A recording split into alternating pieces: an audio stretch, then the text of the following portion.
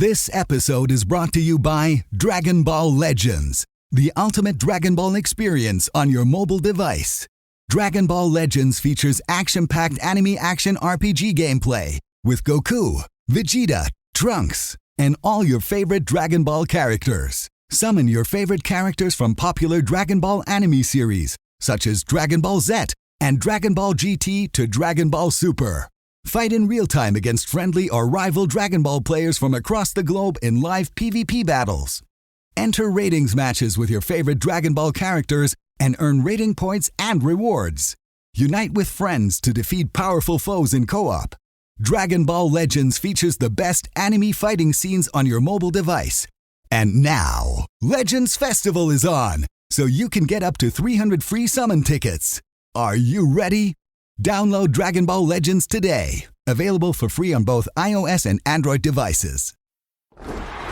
Get ready, Ohio. FanDuel, America's #1 sportsbook, is coming to the Buckeye State. And to kick things off, you can get started with $100 in free bets as an early sign-up bonus. Just download FanDuel's top-rated sportsbook app. Make every moment more with FanDuel. 21 plus and present in Ohio. Bonus issued and non-withdrawable free bets that expire 30 days after FanDuel accepts its first real money sports wager in Ohio. Go live date. Unique user identity verification required. Offer ends on the go live date. Restrictions apply. See terms at sportsbook.fanduel.com. Gambling problem? Call 1-800-GAMBLER.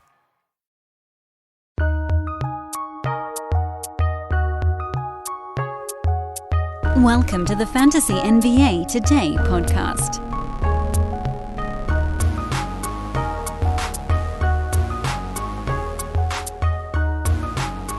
You know, what's kind of funny is I don't actually know what my voice is going to sound like this week until I start recording the podcast.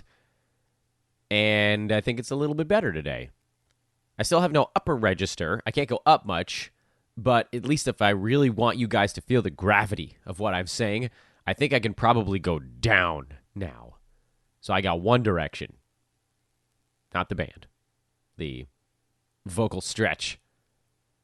We'll see how it goes. Maybe things will loosen up as we get partway through the podcast. But welcome to the show, regardless.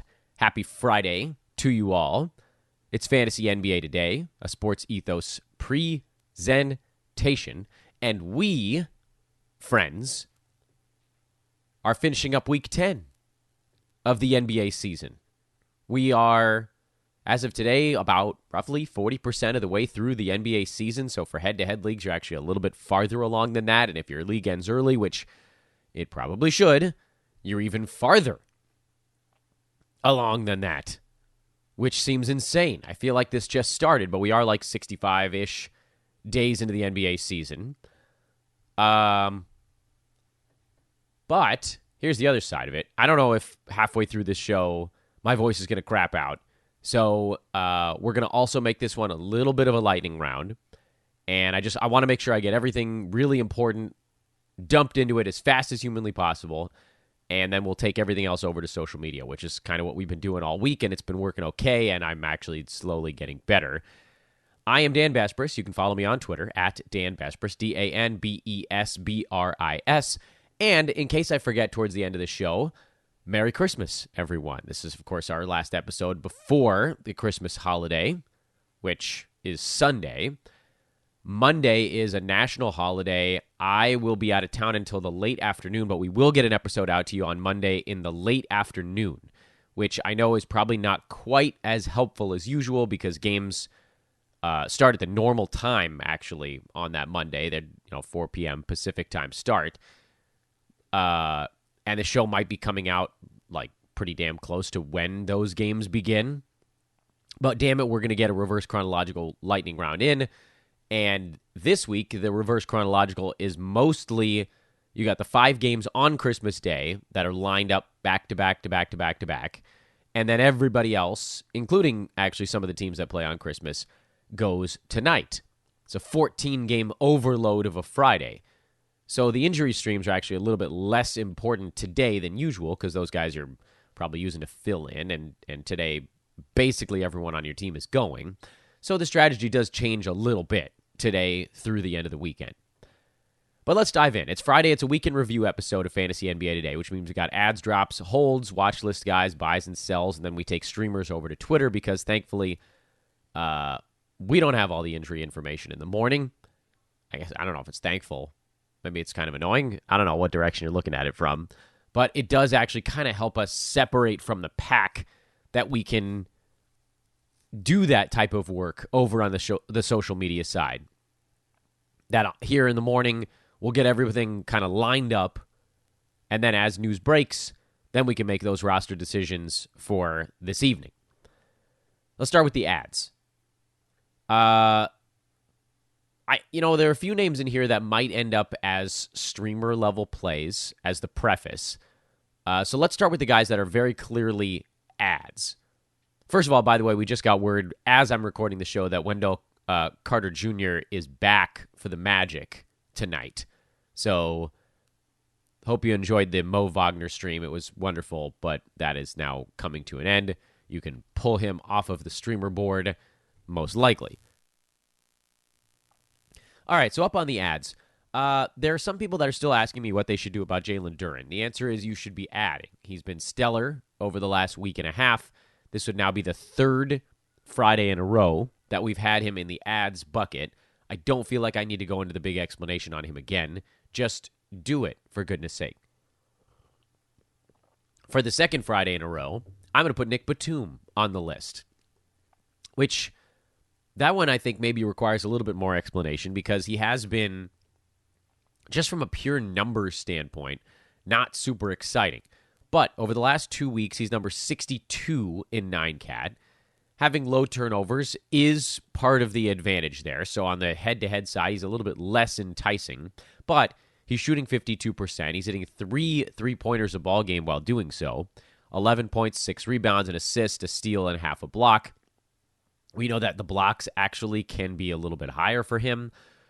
We also know that if you pull out the one game in that mix where he only played 10 minutes, where basically the entire Clippers were being rested, he jumps up inside the top 50 over that stretch, and the minute per game number also jumps up as well. So, for Batum, it's a little bit like the Larry Nance thing, where we need him to be involved in competitive Clippers games, and when he is, the numbers look really good. So, again, maybe makes more sense on the roto side. Deploy him in Clippers games that you think are going to be hotly contested. Clippers versus Sixers tonight, you assume, is going to be a damn good ball game. I don't know about Clippers at Detroit, for instance, on Monday, but Clippers-Sixers, you figure it will be. So Batum makes a lot of sense, even though maybe he doesn't make sense as a stretch 5. So you have to weigh a lot of things out with him, but I'm going to put him on the ads board because overall he has, despite a couple of games in there where he hasn't been able to play as much, he's been, like I said, top 70 over the last 2 weeks, and that should be good enough to start. So those are the repeaters. We got a repeater tax on Duren and Batum. The new names on the ads board are Victor Oladipo, who was on the watch list last Friday, and now he's on the ads board because we've seen him consistently play more than 30 minutes, which isn't so much about me knowing that they're going to give him all those minutes, but rather that his body can even take it. But that's 3 games in a row. Mind you, you did take the back-to-back off, and that'll keep happening the rest of the year, so that's going to be a little bit annoying. For instance, New Year's Eve, he'll have the day off. But otherwise, 30-plus minutes, yeah, some guys have been out for these games, but it feels like he's a guy that they're kind of trying to shoehorn into high 20s at the very least. And he's been going nuts in the steals department in those contests, while really not shooting the ball all that well. I'd like to say that I'm confident the shot will regress to a mean of some kind, but I actually don't know that that's the case. Because this is a player where injury has completely derailed things. And yeah, there were stretches in his career where he shot 42, 44, 47% different seasons. He's only at 40 this year. Last 2 weeks, he's at 42. Frankly, I'm okay with 42 on Oladipo.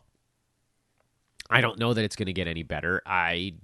But the giant steals number and just the giant minutes number lately are enough for me to move him into the ad department and just kind of see how this thing goes. Keegan Murray is the last name on this list that is not sort of teetering on the stream situation. He's been a lot better lately, as you'd expect from rookies. Last 2 weeks, he's number 117, while not shooting the free throw very well. The thing we need to see out of Murray that I just don't know is going to happen this year is anything besides being basically just a floor spacer for Domantas Sabonis. Because over the last week, he's actually hitting 4.5 3-pointers per game. But this is 34 minutes per ball game also. 2 rebounds, a third of an assist, 0.3. 0.7 steals, 0.3 blocks, almost no turnovers, and then 63% at the free throw line. I don't know how he finds the other stuff in his fantasy game this year to tap into any of that upside that some folks drafted him for. Not us, because we know, don't draft rookies. They get overdrafted. I did say I was going to soften my stance on rookie big men, but there hasn't really been, I guess Jalen Duren is the rookie big man that's, and Walker Kessler was around for, it was a previous year, right? He's a second-year guy. Jalen Duren is kind of your example, and even with him, he wasn't a guy getting drafted anyway. Rookie big man. Rookie big man that can shoot free throws is actually the real soft spot, but there hasn't truly been that kind of guy. It would have been Chet Holmgren, but then Liz Frank and all that stuff. Back to Keegan Murray. First of all, I've got all these rants about Keegan Murray and fantasy players being led down weird paths, but we're going to save all that stuff until I actually have a working voice. Again, the issue here is he's really not doing anything besides hitting 3-pointers. He has the ability to do other stuff, but the way the Kings operate, every rebound, basically, is going to Domantas Sabonis, and the ones he doesn't get are being split relatively evenly among De'Aaron Fox, who's a pretty good rebounding point guard, Kevin Huerter, who's a relatively tall shooting guard, Harrison Barnes, who he and Murray are kind of small forward, power forward, interchangeable. And so Keegan's not getting any. He's not getting any blocks. He's not getting any steals. He's an ad only because he's starting to show signs of waking up, but the upside there is very limited, and you're looking more at top 100, which to me makes him just barely above the watch list. Barely. Maybe more of a schedule stream play than anything else, but he's very close, and so I wanted to kind of just drop him in there, mostly so that we could talk about him. The other names on this board, I think, are they might be sort of streamy related. Aaron Nesmith on the Pacers has been granted a few more starts lately, but Rick Carlisle was very clear that it's not necessarily a permanent thing, that some of it is matchup related. When he gets the start, it seems like he's streamable, but I'm going to go ahead and add him because I think on the head-to-head side, if he's starting 2 out of every 3 games or 3 out of every 4 games, that's probably going to be enough in a 4-game week, say. So if the schedule's not brutal, that would probably be enough on the head-to-head side. And then with Roto, you can make your call late in the game. If he gets the start, you could probably drop him in there. Kentavious Caldwell-Pope is back on the ads board. He's going to be someone that's an ad and a drop a couple times throughout the year. Basically, as he gets warm, he becomes an ad. As he gets cold, he becomes a drop. Early in the year, he was very much an ad. About 4 or 5 weeks into the season, he became a very clear drop. And over the last 2 weeks, he's been warm again, and so he's been inside the top 100, and that makes him an ad. But he could very easily fall off in the next couple of days, frankly. So this is, maybe I almost needed a category on today's show called temporary ads, and KCP is one of them, and Nesmith is one of them. Herb Jones is the next name on the list. He's probably a temporary ad. Also, he may be the Herb Jones recent mini push here could very well be tied to the fact that Brandon Ingram is still out, and then Zion was out in their last ball game, and Larry Nance was out in their last ball game. So he may end up as a streamer, but I'm putting him in the ads department here because if it sticks, you want to kind of be out in front of it. If I give it a 15% chance. And maybe I should have put that in parentheses on the tweets I was sending out so people know, oh, what do they think? Dan, what do you think the odds are that this is something that actually works? Pretty low. I will say that the last name here on the ads board is someone that I think maybe has a slightly higher than 15% chance. And that's Jeremy Sohan, who has not a great fantasy game. So that's the real issue there. But it does make sense for the Spurs to give him a little bit more to do. Now, in terms of like what are we basing some of this ad on, it's really one good ball game. So that's the big downside. 23, 9, and 6 he had on Thursday night with no Keldon Johnson around. But as you look at his numbers, the fantasy stuff isn't really there for Sochan. Now, so far this year, he's played 24 minutes per ball game, and he's only at 8 points, 4.5 rebounds, 2 and change assists, less than a steal, less than half a block, 50% at the free throw line, 46.5% from the field. There just really isn't anything there to get super excited about. But we saw glimpses of it on Thursday night. Does he need guys out in front of him for it to stick? Probably. Will those guys likely be back? Probably. I think this one maybe has about a 20% chance of sticking, but he's on the ads board because, again, just like with Herb Jones, if it's something that makes sense, you want to just be a little bit in front of it. I think you probably end up dropping him, just to be clear, or whoever else might have picked him up on a whim, but you kind of don't want to miss it if it sticks, which it probably won't. I haven't done a shout-out to our buddies at Manscaped in a while, so I should probably slip that in on this podcast. I know my voice has been so beat up all week. I keep using that as an excuse, but go check out our buddies over at Manscaped.com. Promo code there is Ethos20. Ethos20 for 20% off and free shipping on whatever you get at Manscaped.com. Perfect Christmas presents. Probably a little bit late now. If you want to get them delivered before Christmas, that's probably not going to happen. But hey, why not run a little bit late with your Christmas present and just make sure it's the best one you could possibly get over at Manscaped.com. Promo code Ethos20. Easy peasy. All right, back to our lightning round before my voice gives free. Drops. Saddiq Bey. Do I need to go into details on that one? He's been pretty terrible. His minutes are no longer seemingly guaranteed, and he's outside the top 200 the last 2 weeks. Bye-bye. Gordon Hayward. I've gotten a lot of pushback on this one, but he's been atrocious this year. Outside the top 150 in starters level minutes, where I keep looking at things like, oh, well, the free throw percent should probably regress upward, or maybe the field goal percent should probably come up a little bit, but it just continues to not do so. Your other option with Hayward, if you don't want to go full drop, is to bench him and see if it ever comes around and just sort of squat on him for a while and treat it almost like a luxury stash to some degree. But I don't see it. I think if you're adding Gordon Hayward, you're doing it on name. And I would beg of you to please watch some Charlotte Hornets basketball games right now. He looks slow and confused, and I don't know if it's the being out of shape or what. Like, maybe he could play himself into shape, and maybe that's the solution to what's going on here. But he's just a train wreck out there after about 2 good games to start the year, when the rest of the NBA kind of got up to full speed, and then he didn't. I can't say I fully understand it, but he's just been terrible.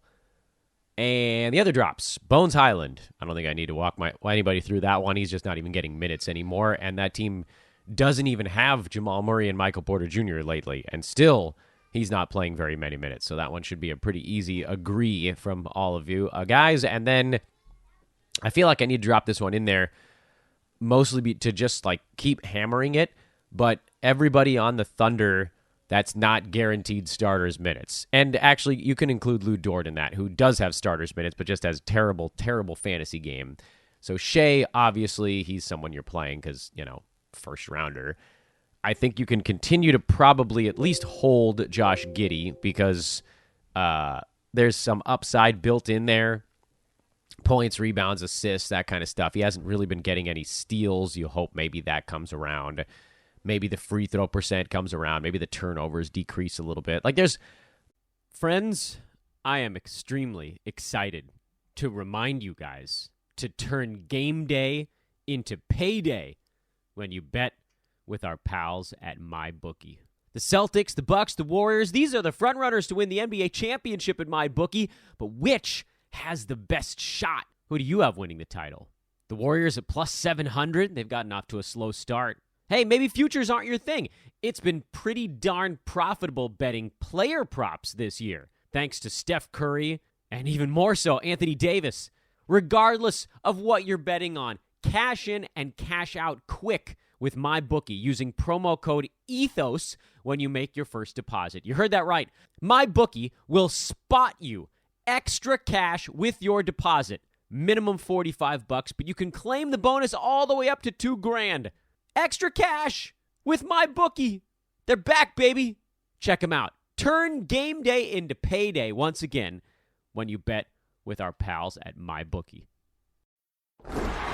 Get ready, Ohio. FanDuel, America's #1 sportsbook, is coming to the Buckeye State. And to kick things off, you can get started with $100 in free bets as an early sign-up bonus. Just download FanDuel's top-rated sportsbook app. Make every moment more with FanDuel. 21 plus and present in Ohio. Bonus issued and non-withdrawable free bets that expire 30 days after FanDuel accepts its first real money sports wager in Ohio. Go live date. Unique user identity verification required. Offer ends on the go live date. Restrictions apply. See terms at sportsbook.fanduel.com. Gambling problem? Call 1-800-GAMBLER.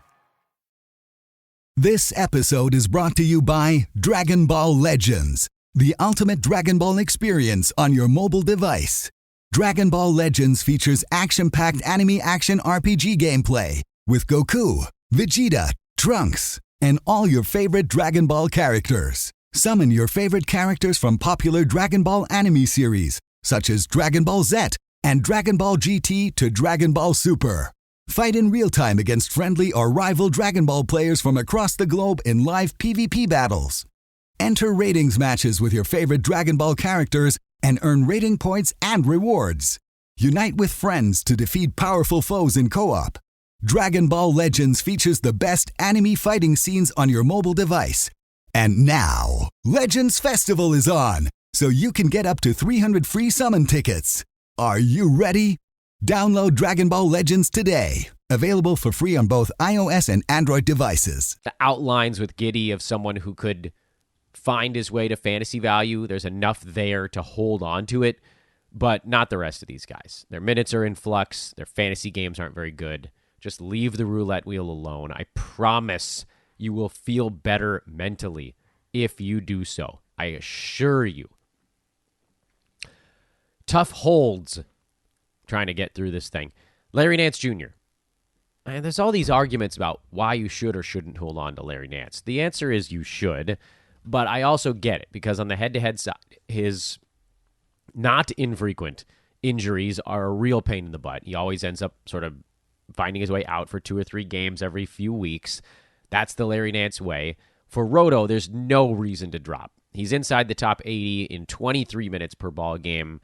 That's when you include the games at the beginning of the year where he really wasn't getting that many minutes and kind of playing his way into game shape. Since he's been seeing more consistent run, he's more like a top 50 fantasy play. And people are like, oh, well, turnovers are part of the good stuff. Yeah, they're part of it, but the steals are good, the blocks are good, the field goal percent is good, the rebounds are fine, the assists are pretty good for a big man. There's actually a lot to like about Larry Nance. He's very much a hold on the Roto side. On the head-to-head side, you have a little bit of a tougher call. Jakob Poeltl is a hold. I'm hoping that they slowly increase his minutes. I actually don't know if they're going to, but we should at least kind of see this to the point where maybe they might. Mike Conley is a hold for now. I'm running out of patience a little bit with Conley here, coming back from injury. He just seems to be kind of refusing to actually take any shots, which is fine. He's just sort of like the school bus driver right now, and when he plays, they're a much better team because he keeps them organized. But I'd like him to do some stuff. So tough hold right now, but it's not an indefinite one. Bobby Portis. Got some questions about whether Joe Ingles coming back was going to ruin Bobby Portis. I think we're talking more about a situation where a guy just had a couple of games where his minutes were a little bit down. I don't think you can blame that sort of explicitly on Ingles. It does give the Bucks another player they can use in that spot, but Portis is playing more towards the front court anyway. Giannis at center is kind of the other option there. I think they'd prefer not to if they don't have to. And Bobby's still inside the top 100 on the year, so you're holding on. Bogdan Bogdanovic is a hold. His role is taking a big hit with DeJounte Murray and John Collins back, but I think he's still going to do enough to be inside the top 100. And now the toughest of the holds, the 3 toughest holds, and frankly the ones where I don't know that my argument's even going to really resonate all that much. Markelle Fultz is a hold. I'm really still not certain that he stays inside the cut line over the entire year. In starters minutes, he's still sitting like near that 170 range. I think you're holding here just to kind of see what the next few weeks bring. Can he have a 3-week stretch, say, where he's inside the top 100? I believe the answer is probably not, but we're going to hold a little bit longer to find out. Isaiah Stewart. I think he falls probably more in the schedule stream department, which, again, like as far as holds go, that's not the worst place to be. And in head-to-head leagues, that can actually be somewhat relevant. But he's more like 170 the last 2 or 3 weeks, and then he'll bounce back up and have like a top 100 week. Is there a way that Stewart, Beef Stew in Detroit, can have a 3-week stretch where he's a startable fantasy player in a row? I think the answer might be no, but I think we also need to hold on just to make sure, because there just aren't that many guys out there where you're like, oh, well, I might as well just switch him for this guy. And finally, Royce O'Neal is the last one on the holds list. He just hasn't been able to shoot the ball at all lately. He's outside the top 200 over the last 2 weeks. That's a bad look, mostly because the assists and the rebounds have disappeared for him. And the defensive stats, which that was kind of like 4/5 of the reason he was being rostered earlier this year, along with 3-pointers. If he loses 4 of the 5 categories where he was contributing, then I don't know how we hold on to it. I think you just give it a little bit longer because the minutes have still been there. It does seem like he's trying to just sort of find his way with the Nets getting healthier and winning more games, and him not kind of having to carry them for stretches earlier this year. And, Kyrie's been mostly healthy. He missed 1 ball game. KD's been extremely healthy, so there hasn't really been an opening there. And Simmons has been back now for a little bit. And then you got Seth Curry and Joe Harris and TJ Warren, and just everybody kind of slowly eating into what Royce was doing at the beginning of the year has pushed him outside the top 100. I think we give him probably about another week, maybe 2 at the absolute max, but then he could fall from that holds to the drops department. I've already told you guys about my buy, which is Bol Bol, because I think he can be had for a top 100 range guy, and I think it costs you next to nothing. And if it doesn't pan out, who cares? It's basically like a late round draft pick at this point. Like, you throw out a late round draft pick, and if he comes back, maybe he sticks at 25, 26 minutes a game, which would be enough for him to stay inside the top 100. Maybe something crazy happens. Maybe a couple of Magic players get hurt, the guys that he's fighting with minutes for. Maybe Paolo misses a couple of weeks. There's a lot of ways that Bol Bol could actually go up. Sure, he could keep going down, but again, kind of who cares? If it costs you the type of players that we're seeing on Twitter that folks are like, oh yeah, I'll take that back for Bol Bol. If it's really costing you those types of guys ranked, 105, but have a little bit of name power, then hell yeah, you take him back. And you see what comes out of it. Because, oh no, like if you have to go the rest of the year without Ivica Zubac, you're not going to care. Your team isn't going to care. You're not going to care. And if you then end up going the rest of the season without Bol Bol too, if he ends up being a drop, you still won't care. But what if it sticks? What if there's like a 30% chance that he goes back up a little bit after getting hit by the rigors of an NBA season? That's the way. To me, this is a zero risk play. And then on the sell side, I threw Christian Wood in there, not because he has some big gaudy full season numbers. He's still outside the top 100, but because lately he had a stretch of a couple of ball games where Luka was out. Then Dwight Powell and Maxi Kleber were both out. Kleber's still out for another 6-7 weeks, something like that. But Luka's back and Powell's back. And you saw it in Wednesday's game where his minutes came back down to 27, 28. Now, when Maxi and Powell were around, his minutes weren't even guaranteed to get that high. So at least you got a little bit of a positive bounce here with no Kleber around. But a 28-minute Christian Wood is, again, more like a best-case scenario because there's a very real chance that they switch and Wood comes off the bench behind Dwight Powell in the next 2 or 3 ball games. I'm not saying it will, but there's probably like a 50% chance that they switch back. You're talking about a guy who probably maxes out around the top 100, 28-minute Christian Wood. But he has enough name power, I believe, after a couple big ball games and a couple of starts where someone might be like, oh, good, this guy's going to start the rest of the year. I'd see if you could go get someone like Wendell Carter Jr., who's coming back right now, and people might be a little bit sour on him. He's in the 70s. Or someone like Aaron Gordon, who, look, I'll admit, I was way too low on him this year. And he's going to take a little hit with Jamal Murray and MPJ coming back. But he's number 65 right now, and his minutes are guaranteed. They're locked in. Who else is someone you could probably get back for Christian Wood right now? You could probably get Tyrese Maxey back, which is crazy, but nobody really knows when he's going to play. Alperen Sengun might be someone you could snatch. Josh Hart, who's basically putting up big man stats from the guard position. Maybe Marcus Smart, if you wanted to switch big man for small dude. I don't know if I'd go Jakob Poeltl, but it's a little bit of a buy low there too. So again, this isn't so much as me saying Christian Wood is going to turn back into a top 150 guy. I just think that a couple of big ball games out of him, people have a hope over the last 5 days that they didn't have for Wood up until 5 days ago. Everybody was like, oh no, he's done. Like, this is a disaster. It's just not going to happen. And now there's this gut feeling for a lot of folks that are like, oh, there's a chance. And so you should use that gut feeling to try to turn him into something that's a little more locked in, a little more safe, and then roll from there. All right, let's preview the Gigantor Friday, because really, there's two teams that don't play tonight. I think it's Utah and who? I don't know. It's two teams that played yesterday, right? Someone, who the hell am I? Let's play this game again. Who didn't play? No, Utah doesn't go on Sunday. They simply just don't go tonight. Who are the teams that don't go tonight? The Warriors. Okay, we got that one. The Warriors don't go tonight. They go on Sunday. And then, Utah doesn't go tonight, but they don't go on Sunday. So Golden State's the only team that's not playing tonight. I can tell you right now with Golden State, I'm just watching to see if Dante DiVincenzo is actually going to play. That's literally the only thing to pay attention to with the Warriors. So in the rest of the NBA, we got them all covered here. So let's roll through it. Lightning round, weekend preview here at the tail end of Fantasy NBA Today on this Week 10 show to wrap up Week 10.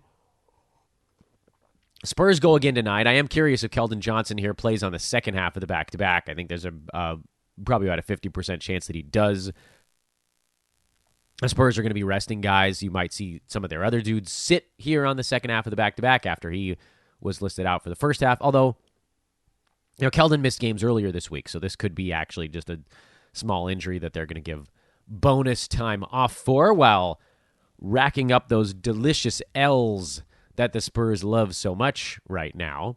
San Antonio 10-21 on the year. They're going to have to lose a few more if they want to catch the Rockets, the Hornets, and the Pistons.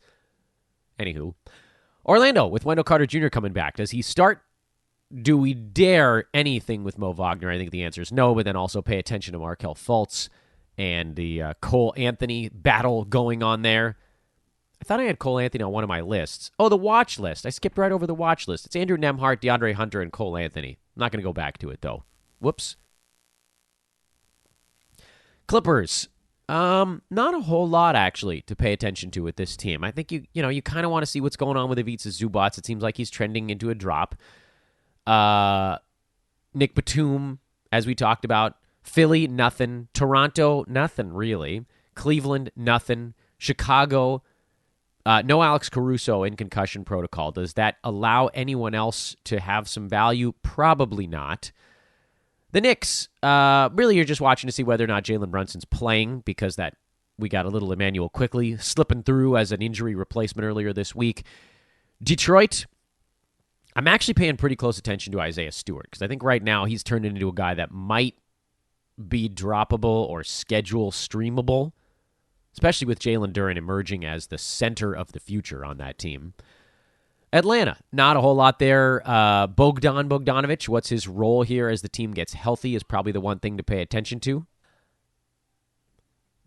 Minnesota, the Austin Rivers stuff is actually pretty funny. I said on yesterday's show, we're almost definitely going to be way too late on this. I mean, I guess you can probably pick it up and just If he's starting, you start him at this point.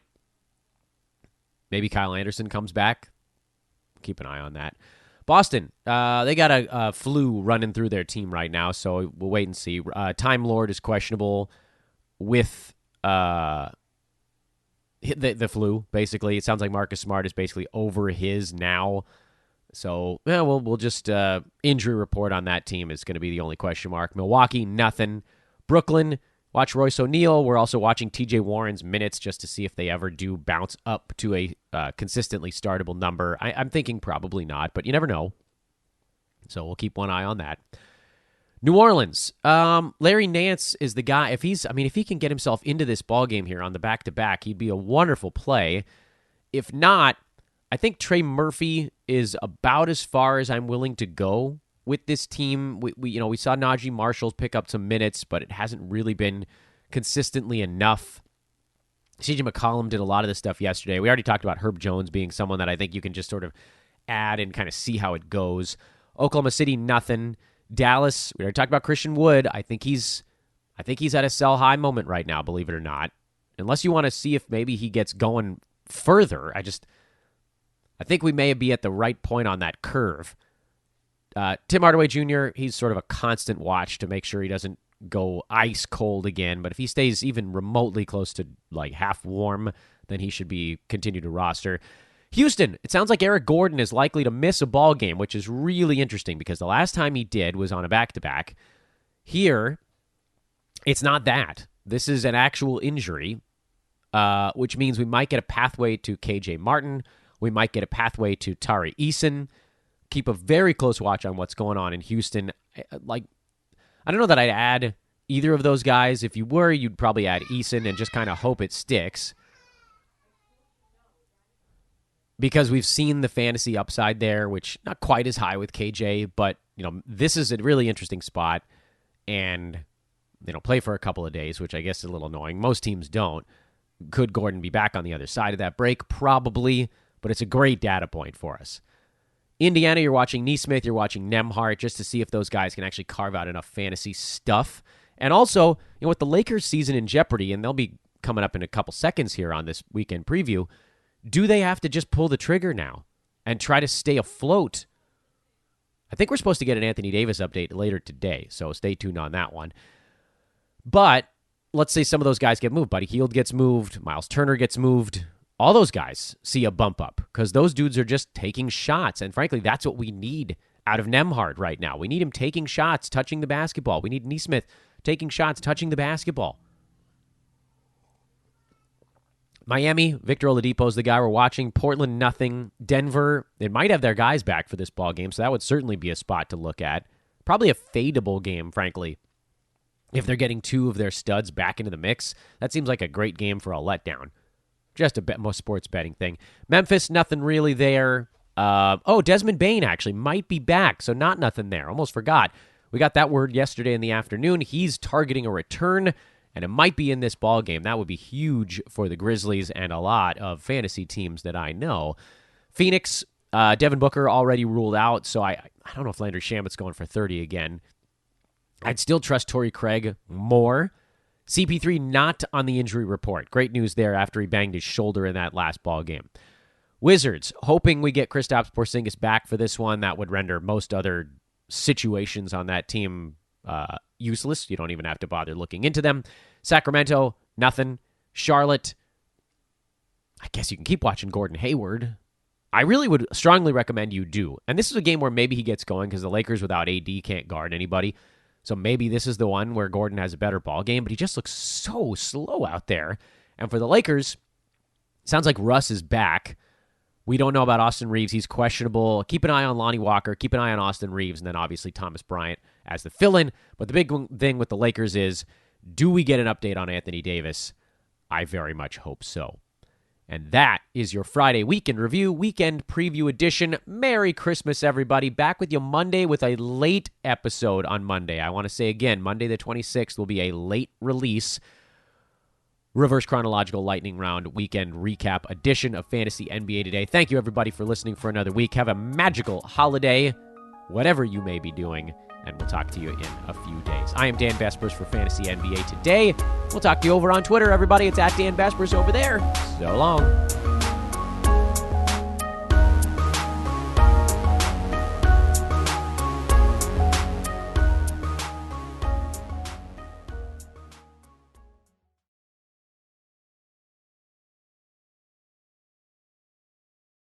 Membership fees apply after free trial. Cancel anytime. Can I be real for a second? That goal you have to exercise and eat better, you really can do it. But nobody is going to do it for you. And nobody has to, because you can do it if you have the right tools and a community that cares about helping you get results. And that's us, Beachbody. It's as convenient as your TV or laptop, but you need to decide that you're worth it. Let us help you succeed. Here's how. Go to beachbody.com to claim your free membership and start feeling great.